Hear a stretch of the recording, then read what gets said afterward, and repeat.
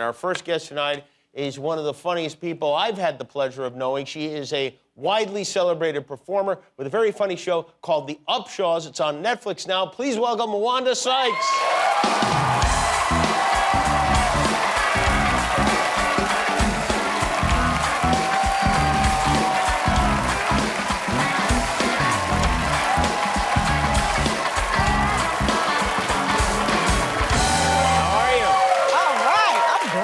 Very good to see you. You look great. How's life? Thank you. Life is wonderful, man. Do you celebrate like Mardi Gras? Is that like part of your thing? I know you have some French stuff going on. Yeah. I mean, it means that I just drink. That's the whole thing. Drink. That's how you celebrate. That's right. Yes, I'm drunk now. Do you go with like, what do they call them, a hurricane? Isn't that what they all drink down in New Orleans? Yeah, it's the hurricane, the big, giant, cups and the tubes and stuff. But my liver doesn't agree with that. It's like there's too much. There's a lot of sugar in that. A lot of sugar. So when now I just ease into like some nice, Have you been to Mardi Gras? Have you been to that? Yeah. I've been. Did you like it? I loved it. You loved it? Yeah, it was a lot of fun. I'm pretty sure what I remember. I think I had a good time. You did, yeah. I'm pretty sure I had a blast. I found it terrifying, to be honest with you. Being at Mardi Gras was scary to me. Yeah, why? Well, just so many people, and then there was a time where I just basically got like, it was like I was in the ocean, but the ocean was people. What the hell are you doing in the ocean? What? Not the actual ocean. I was ready to say, you're way off. Just stick to Bourbon Street, man. I felt like it didn't matter where I wanted to go.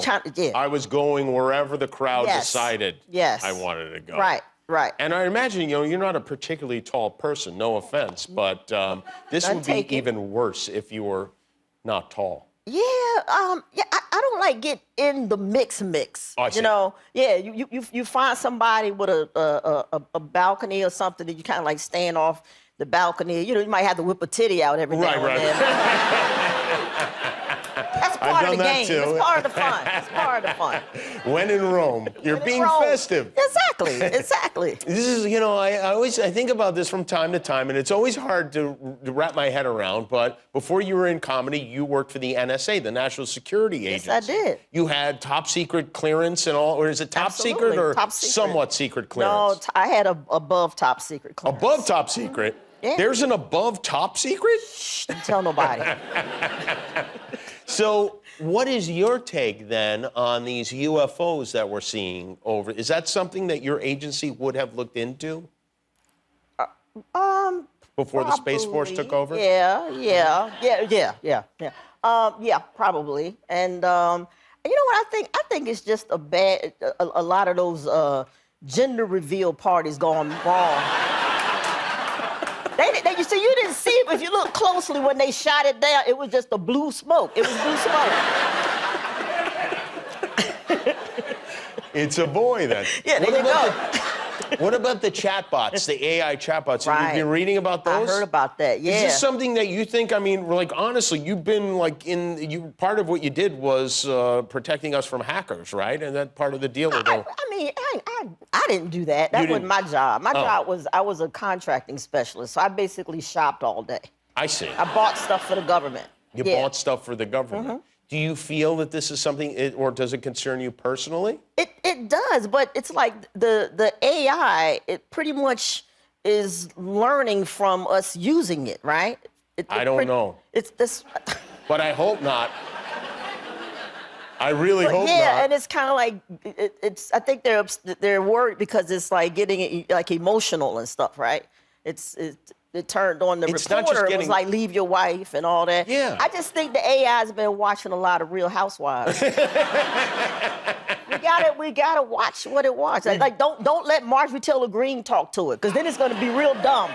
There's not gonna be any intelligence at all. We gotta keep AI away from MTG and E, basically. There you go. And we'll be okay. And we'll be good. Yeah, I have to say I'm disturbed by it. Your twins are how old now? They're 13. Do you monitor their online activity very closely?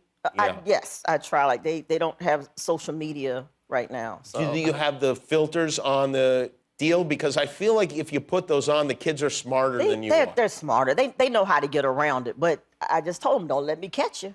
That's the whole thing. Because they'll be on landlines. It is funny that that's a threat because That's a threat. Yeah, that's all you got to do. Is I just like, remember don't make me buy you a landline and My a s- long ass cord. I know about them days. You don't want that. feels like that's gonna come back, like records or something, Yeah. like Yeah. LPs. Yeah. But yeah, I remember like my sister and I begging our parents to let us have a phone, and the only reason they got it is because we were always on their phone. Right. But now it would be a punishment. I know. What kind of a world are we in right now? It's crazy, Jimmy.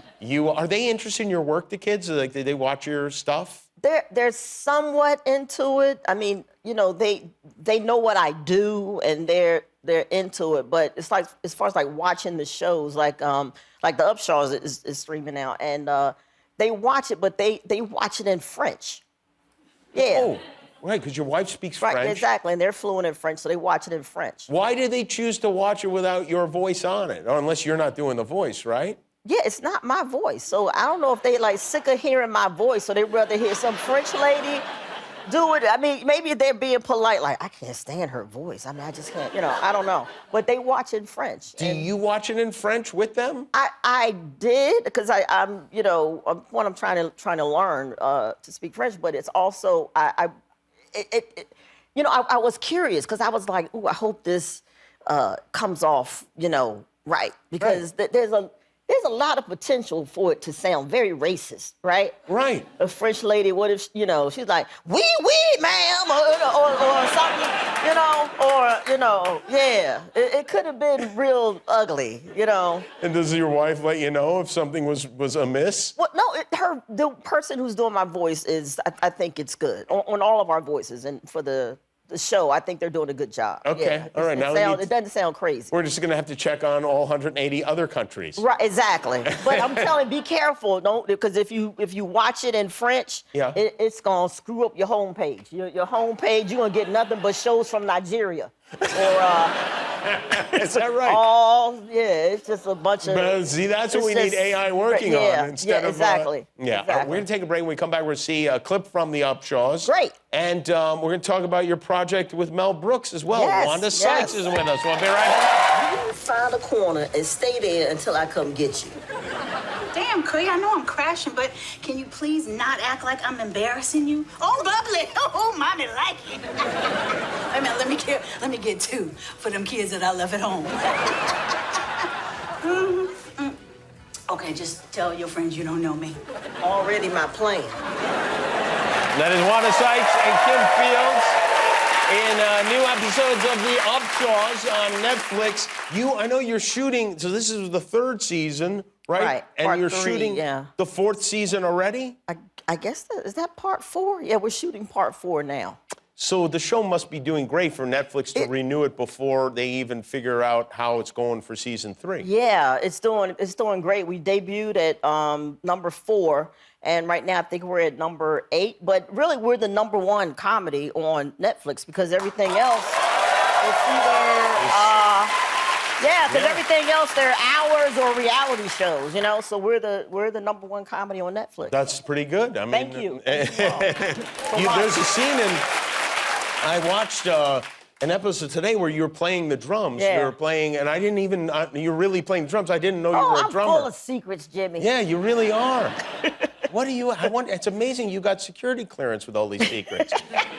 Have you been playing the drums since like school? Yeah, since elementary school. What happened, I don't think it was by choice, because my brother is 5 years older, right? And he wanted to learn how to play the drums. So my parents bought him a drum kit.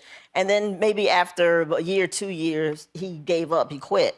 So when I came along and, 4th grade, it was like pick an instrument. And I said, I want to play the saxophone. And my parents said, nope, you're playing the drums because we already bought this damn kit. So I did it and I loved it and I stayed with it all through high school. I was in, band, marching band, orchestra. You were? Yeah, and, I started to do it in college to get in the marching band, but I went to Hampton University, which is a HBCU, historically black college, and they do too much. Yeah, the drum line, it's all this. There's a lot and I was going on like, there. I'm gonna give myself a hysterectomy doing this, because it's like, they're all all that. It was a lot. It was a lot. And the drums, they weren't comfortable. They had that big metal bracket, so every now and then you was like, bam! I was like, okay, I know these guys have no nuts. I was like, are y'all eunuchs or you wearing a cup? What the hell is going on? So I moved into playing for my gospel choir. I played in church for the gospel choir. That's gentler. So Yep, you would sit there and play the drum and set? just praise the Lord. Wow. That's it. Yeah. Wow, that's crazy. Yep. You tell me about this, A History of the World Part 2. It's you, Nick Kroll, Ike Barinholtz, the three of you Dave guys? Sasson, yeah. Okay. Nick's partner, yeah. And you decided, we got this classic movie, Mel Brooks made, The History of the World Part 1. Right. There should be a Part 2 if it's called Part 1. And you guys convinced Mel to do this. Well, I believe Mel started it. Mel was the one who started. And then he brought on Nick, and Nick brought me on, and then we had Ike and Dave come on. Have you spent time with Mel Brooks working on this show? Yes, yeah. Is it as great as one might imagine? I mean, it wasn't like an everyday thing, right. But whenever he was around and would pop on, because we had to write on Zoom, of course, so before we had the room, it was just, it's just surreal. You just like, I'm here. There he is. Yeah, that's Mel Brooks. Yeah. I just kept like going, I am in the room with Mel Brooks. He knows who I am. He thinks I'm funny, and it's just nothing like it. The guy, and he's sharp, funny. Of course he's funny, but to be that old and still with it and funny, you know what I'm saying? He's on it. Yeah, he's as funny as he ever was. It's crazy, right? Yes. He's like, it's like he might be one of the aliens. He may have come out of one of those those balloons they shot down. You know what? Yeah.